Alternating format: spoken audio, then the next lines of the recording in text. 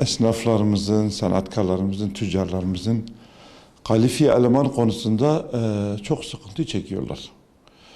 Bu ülke genelinde olduğu gibi Batman'da da bu bayağı büyüktür, bu açık, bu ihtiyaç. Bir sanatkar olarak, sanatkar geleneğinden gelme olarak biz ortaokul yaşlarında çocuklarımızı sanata yönlendirmemiz lazım.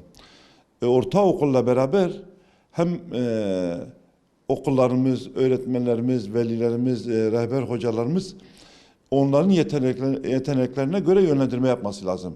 Hatta ortaokul çağında hafta sonu gerekirse biz bir sanatkara yönlendirelim, çalıştırmayı teşvik edelim, çalıştıralım. Tatil döneminde, yaz tatili döneminde bir sanatkara verelim çocuklarımızı.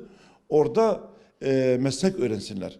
Hayatı öğrensinler, işi öğrensinler. Bu bir eziyet değil, bir zulüm değil. Onun için bir gelecektir, bir sanattır.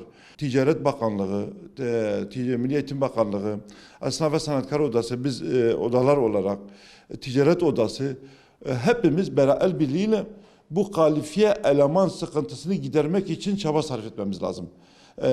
Plan program yapmamız lazım, çalışmalar yapmamız lazım. Dediğim gibi bayağı günden güne de büyüyor.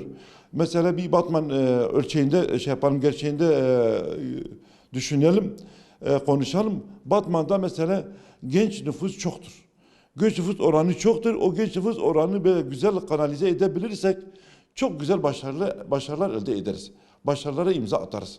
Ve buna rağmen bu genç nüfus çok olmasına rağmen esnaflarımız, sanatkarlarımız, tüccarlarımız, fabrikalarımız kalifiye eleman konusunda sıkıntı çekiyorlar. Bulamıyorlar kalifiye eleman. Bunun çözümü için hepimiz el birliğiyle çalışmamız lazımdır. Bir de ayrıca yani Batman'da mesela şehrimiz işsizlik konusunda da ilk sıralardadır. Biz bu konuda ciddi bir çalışma yapalım. Yani belediyemiz olsun, valiliğimiz olsun, ticaret il müdürlüğümüz, ticaret odamız, esnaf ve sanayi odamız, mesleki okullarımız, hepimiz beraber organize sanayi bölgemiz, sanayi sitelerimiz hep beraber çalışalım. Ondan sonra bu ihtiyacı giderelim. Kalifiye eleman bulunmazsa sektörümüz çok kayıplar olur. Nasıl kayıplar olur? Yani ister istemez maliyetler yükselir. Yani orada çalışması gereken 10 kişi olması gerekir. O işi yapan 10 kişi olması gerekir. Bulamadığı zaman bu üretim düşer. Bu potansiyel düşer, haliyle az üretim olur. Az üretim olunca fiyatlar yükselir. Fiyatlar yükselince toplum hepsi etkilenir o fiyatlardan.